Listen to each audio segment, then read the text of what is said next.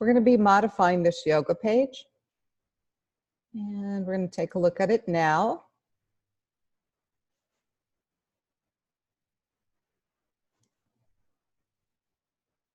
And as you can imagine, it can look a whole lot better. And we're going to be kind of focusing on using classes and IDs. We're also going to be adding a Google font. First thing we're going to do is add that Google font. And remember, that has to go in between your opening and closing head tag. If you are planning on using the Google font in an internal style sheet, you do want to pull it in before your style sheet. So I'm going to do it right above my opening style tag.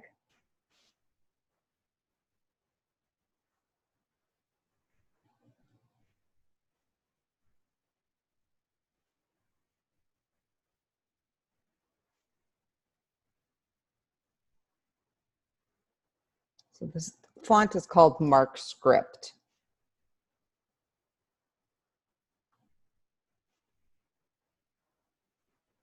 Whoop. Hey, so I typed that kind of fast. I just want to make sure I keyed everything in correctly. That does look right. And I'm going to go ahead and add it. Right now for my body, I just have the generic cursive. So right before cursive in single quotes, I'm going to say Mark Script with a comma after. And that will apply it to my page. And I'm going to go ahead and add the Parallax Class here. This is going to put a background image, kind of a stationary background image on the page, and it's going to allow us to scroll the content over the top. So this is similar to the other page we did using the parallax effect. And so we've created a Parallax Class, and I'm going to go ahead and pause the video while I key this in. So we have a little image, yoga background that we are applying. Height is 100%, just like before. Background attachment is fixed. It's center aligned. We don't repeat it. And we want it to expand and cover the entire container it's being applied to.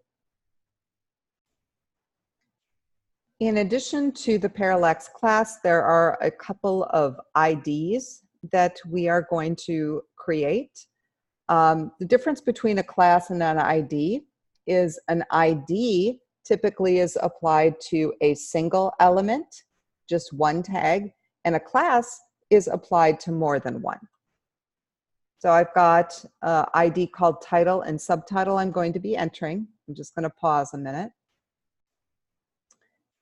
And the title ID starts with the little hashtag here. You can see that I've assigned a size, text alignment, color. I've got some shadow.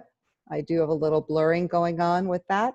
I've modified letter spacing so they're spaced further apart. And I put a little space above the title and below it. I've also defined a subtitle. And we've got very similar settings: font size, text alignment, color. This is pretty typical.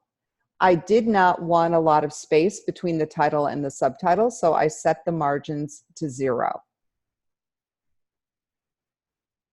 And with those three things, I think we're going to go ahead and I'm going to add these so you can kind of see what they do as we are creating them.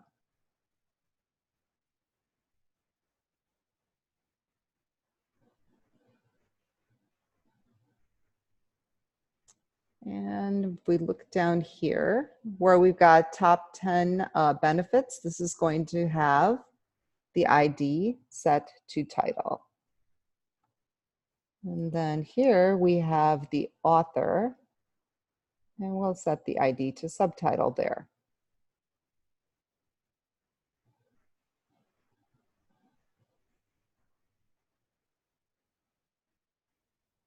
And we'll wait a little bit on the parallax effect. I'm going to go ahead and save.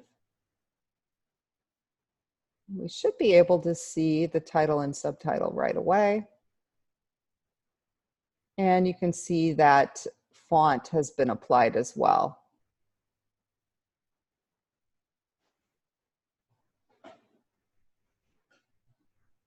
Now, in addition to the two IDs in the Parallax class, we do have a couple additional classes that we are going to be creating. These are kind of small. They're going to be used to create some borders and to basically boldface our headings. So I'm going to pause here while I add those classes. And again, classes are designed to be added to more than one element, whereas IDs should only be added to a single element. So here we added the IDs once, and we're not going to use them again. Classes are reused.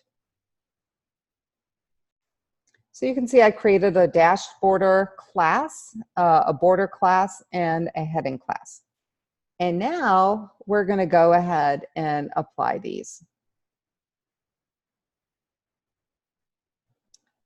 For the border is going to give us a colored line, and we're going to apply that styling to our horizontal rule. So basically it's going to make the line that goes across 4 pixels high. We're going to get rid of the margin that's normally below the line. We're changing the color, and we're actually making it a tad transparent. So we've got class equals border. And we'll do the same thing for this HR here.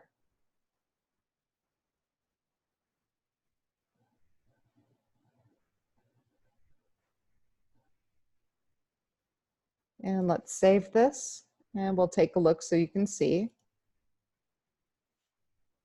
Okay, and these are the borders that we just adjusted. And what we're going to do next is add the Parallax class, because that's what puts the graphic in, and this content looks a whole lot better when we have that in there. And where we're going to put the opening division for this is below the closing header and above our section.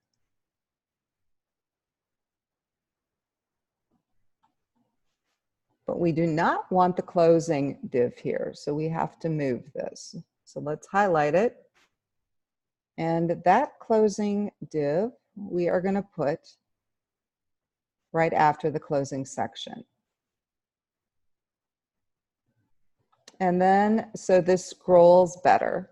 Let me save this, and we'll take a look. Okay, we want this image to be down here, and we want it to scroll better. So what we're going to do is add another div below it.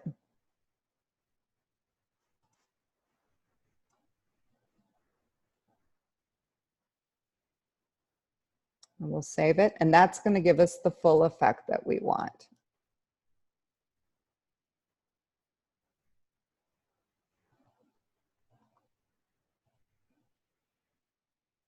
We have a couple of classes that we haven't used, so we are going to be adding the heading class next. And what we want is for this text that is the topic it's talking about, that's really the heading. And what we want is to apply the heading class to that little section. And if we look here, you can see that it's just a paragraph. And what we're going to be doing then, because we only want to change a portion of the paragraph, we are going to be using the span tag to do that. And so we're going to say span class equals heading.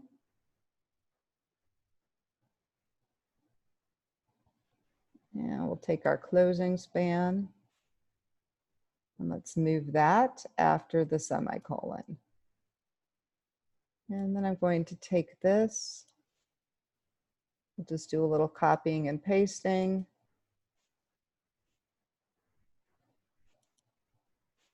And I'm just pressing Control V to paste it over and over again. And then I'm going to take my closing span, copy, and I'm going to paste after the semicolon.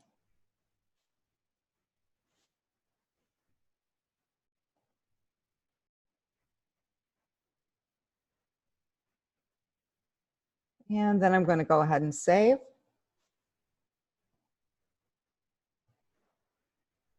And let's reload. And that makes those headings stand out. And now we have another page with the parallax effect.